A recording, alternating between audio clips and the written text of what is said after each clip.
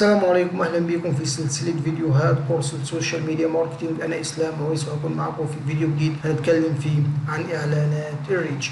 في الفيديو اللي فات اتكلمنا عن اعلانات البراند اورنس، عرفنا ايه هي وازاي بعمل اعلان براند اورنس او اعلان وعي بالعلامه التجاريه خطوه بخطوه. في الفيديو ده هنتكلم عن اعلانات الريتش او اعلانات الوصول. عشان اقدر اعمل اعلان الهدف منه الوصول، انا باجي في اهداف الحملات الاعلانيه بخش على مدير الاعلانات، ده رقم واحد. رقم اتنين باجي عند جزء الكامبين، عند الاوبجيكتيف من هنا كده، وبختار الهدف الحمله الاعلانيه. باجي عند هدف الاورنس بختار منه ريتش، وبعد ما بختار ريتش اول خطوه عندي في اعداد الكامبين بتاعتي هو ان انا بكتب الكامبين نيم او اسم الحمله الاعلانيه. فانا هقول له ان اسم الحمله الاعلانيه بتاعتي ريتش واحد، وهدوس على كلمه كونتينيو. بعد كده هو هيدخلني على المجموعه الاعلانيه او متسمى بالاد سيت. اول خطوه عندي في الاد سيت هو ان انا بعمل اد سيت نيم او ان انا بكتب اسم المجموعه الاعلانيه.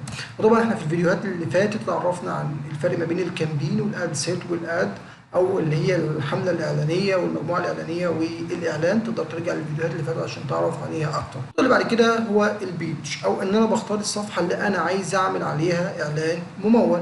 وطبعا لازم تكون ادمن على الصفحه علشان تقدر تعمل عليها اعلان ممول. لو انت اتفرجت على الفيديو اللي فات هتلاحظ ان انا عندي الاعدادات مختلفه.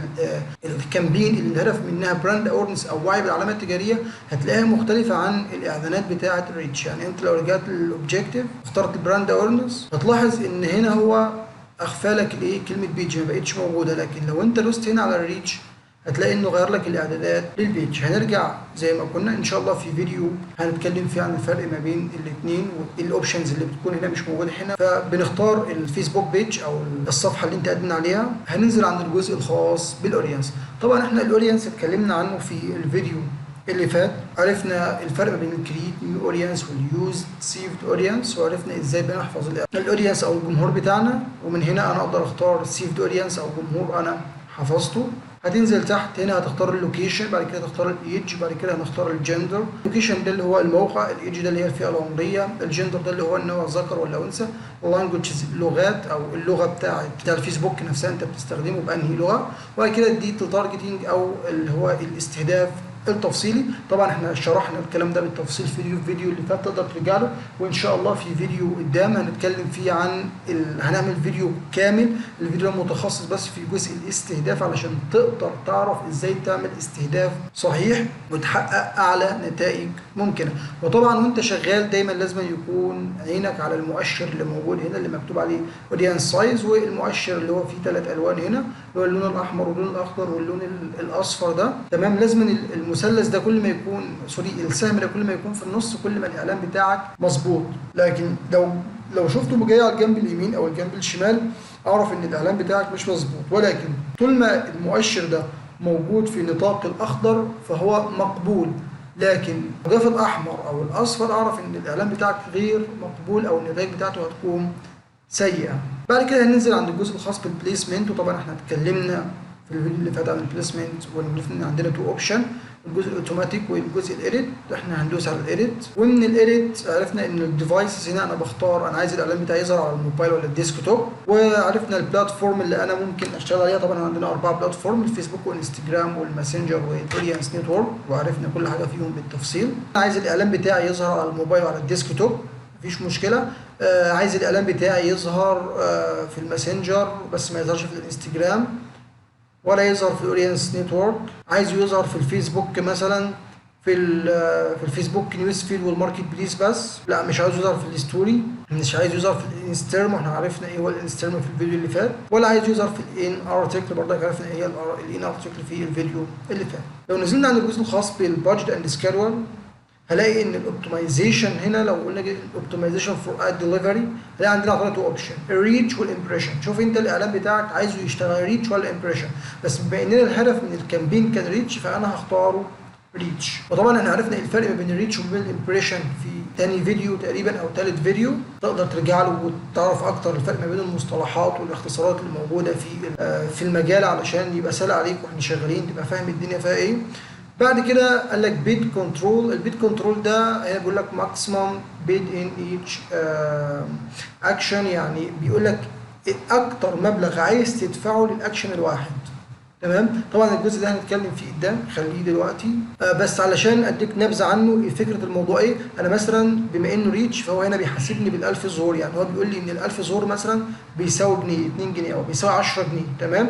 فاللي هعمله مثلا ان انا اقول له ان انا عايز ادفع لما الاعلان بتاعي يظهر ل1000 شخص، انا عايز ادفع مثلا 5 جنيه بس. يبقى هو كده الاعلان بتاعي كل ما يصل ل 1000 شخص انا الماكسيمم هدفع 5 جنيه. يبقى انا ممكن ادفع 5 جنيه او اقل من كده، بس مش هقدر، او اللي هو مش هيرفعه لي باكتر من 5 جنيه. يفضل ان انت في البدايه تسيبه فاضي، تمام، وتسيب الفيسبوك هو اللي يحدد لك الموضوع. مع الوقت هتعرف ازاي تستخدم بيد كنترول. بعد كده تنزل عند الجزء الخاص بالبادجت اند سكادول اللي هو هنا. وهنا احنا عندنا تو اوبشن، الديلي بادجت واللايف تايم بادجت. وعرفنا ان الديلي بادجت ده اللي هو الميزانيه اليوميه، اللايف تايم بادجت ده اللي هو اجمالي الميزانيه. تمام. طبعا انا هقول له ان انا مثلا عايز اصرف خلال الفتره كلها مثلا 300 جنيه، وعايز الاعلان بتاعي يشتغل من 29 سبتمبر تاريخ النهارده مثلا الساعه 10 مساء و9 دقائق لحد مثلا يوم 1 أكتوبر مثلا الساعة 11 بالليل مثلا ونص، سوري 11. هنيجي عند الجزء ده. لو لاحظت ان الجزء ده ما كانش موجود في الاعلانات، الاعلان اللي الهدف منه براند اويرنس. طب ايه هو الجزء ده؟ الفريكوانسي كاب. كلمة فريكوانسي اصلا يعني ايه الفريكوانسي؟ طبعا احنا شرحناها في فيديو قبل كده اللي هو الفيديو الخاص بالمصطلحات. الفريكوانسي ده بيقول لك الاعلان بتاعك بيظهر للشخص الواحد كام مره، ده مفهوم الفريكوانسي. طب انا بتحكم في الموضوع ده ازاي؟ الفيسبوك هنا بيدي لك اوبشن بيقول لك ان انت عايز الاعلان بتاعك يظهر للشخص الواحد كام مره خلال اليوم. انت مثلا هنا هتقول له ان انا عايز الاعلان بتاعي يظهر للشخص مره واحده كل يوم. الدليفري تايب بيكون فيه تو اوبشن، الستاندرد وده الفرق ما بينهم، ان الستاندرد ده الاعلان بتاعي بيكون شغال بمعدل عادي، اللي هو بيبقى شغال على مدار ال3 ايام او مدار الاسبوع او مدار الشهر بشكل طبيعي. لكن الاوبشن الثاني ده الاعلان بتاعي بيشتغل بسرعه رهيبه. يعني مثلا لو انا عندي ايفنت بكره او بعده وعايز اخلي الفيديو بتاع سوري الاعلان بتاعي يصل لاكتر عدد ممكن من الناس خلال فتره زمنيه قليله جدا، انا بختار الاختيار الثاني. ولكن هو الفيسبوك نفسه بيريكومند الاختيار الاول اللي هو الستاندرد علشان تقدر تحقق نتائج كويسه. لكن لو انت محتاج ان الاعلان بتاعك يصل لاكبر عدد من الناس خلال فتره زمنيه قليله، يبقى بتختار الاوبشن الثاني. لكن لو الاعلان بتاعك هيمشي على المعدل الطبيعي يبقى خليك في الاختيار الاول. ويفضل دايما ان انت تختار الاختيار الاول الا اذا حكمت الظروف بان انت تختار العكس. بعد كده هتدوس على كلمه كونتينيو. هنخش على الجزء الخاص بالاد. اول نقطه في الاد هو ان انا بختار اسم الاعلان بتاعي، وبعد كده هو بيقول لي الايدنتيتي. وهنا انت المفروض ان انت بتختار فيها اسم الصفحه، بس طبعا احنا اخترنا اسم الصفحه في البدايه خالص اللي انا عاملها هي اعلان. وبعد كده بيبقى عندك فيها تو اوبشن، الكرييت اد واليوز اكسايتنج بوست. وعرفنا الفرق ما بين الاثنين، ان الكرييت اد هو ان انا بعمل اعلان جديد. الاعلان ده بيبقى شغال خلال الفتره الاعلانيه، لمجرد ما الاعلان مثلا لو الاعلان بتاعي شغال لمده 3 ايام، اول ما الاعلان بيخلص الفيديو ما بيبقاش موجود على الصفحه بتاعتي. لكن اليوز اكسايتنج بوست ده لو انا نشر بوست على الصفحه وعايز اعمل عليه اعلان، طبعا للتسهيل احنا نختار اليوز اكسايتنج بوست. وطبعا احنا كنا اتكلمنا عن الاثنين بالتفصيل في الفيديو اللي فات، تقدر ترجع له.